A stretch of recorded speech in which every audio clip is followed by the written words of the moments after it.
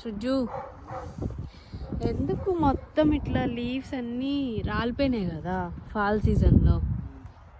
ఈ pine tree ఉంది కదా, ఇదొక్కటికే రాలేదు, మిగతా అన్నిటికీ లీవ్స్ రాలిపోయినాయి.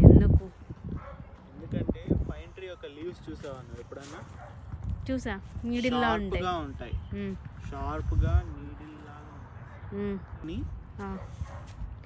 స్నో నిలబడలేదన్నమాట, స్నో పడిపోద్ది. అండ్ వాటికి బై నేచర్ వ్యాక్సీగా ఉంటాయి అన్నమాట. అంటే కొంచెం స్నో కోల్డ్ని విత్ స్టాండ్ చేయగలరు. అందువల్ల ఆ లీవ్స్ బై నేచర్ షెడ్ అవ్వాల్సిన అవసరం లేదు.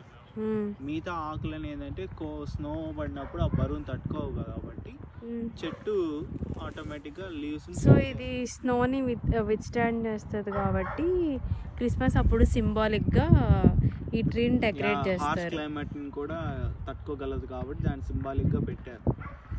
ఎందుకు మనుషులు కూడా అంత స్ట్రాంగ్గా లైఫ్లో మనకు వచ్చే హార్ష్ సిచ్యువేషన్స్ కూడా ఆ చెట్టులాగా తట్టుకొని నిలబడాలి, నెక్స్ట్ సీజన్కి వెల్కమింగ్గా ఉండాలి అని చెప్పి అలా పెట్టారు.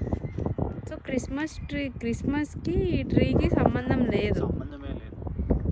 ఎందుకు డెకరేట్ చేస్తారంటే లైక్ మనం లైఫ్ నుంచి లెసన్ నేర్చుకోవడానికి, అంతేగా. Hard situation holiday. క్రిస్మస్ యొక్క స్పిరిట్ అంటే ఏంటి? Welcoming Jesus. వెల్కమింగ్ జీసస్ అంటే it's about the person. Jesus మన లైఫ్లో రావడం వల్ల మనకి లైఫ్లో ఒక కొత్త సీజన్ వస్తుంది కదా, విల్ బికమ్ న్యూ. అప్పుడు దాకా హార్ష్గా ఉన్న మన లైఫ్ బాగుపడుతుందని ఒక ఉద్దేశం. సో హార్డ్ సిచ్యువేషన్స్ని ఓవర్కమ్ చేయాలని ఈ ట్రీని ఇట్లా సింబాలిక్గా పెట్టడం స్టార్ట్ చేసి ఉంటారు ఏన్షియంట్ వాళ్ళు, అంతేనా?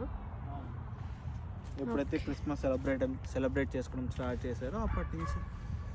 ఇంకా పడుకున్నాడే పుచ్చికెళ్ళమ్మా, కూర్చున్నట్లే.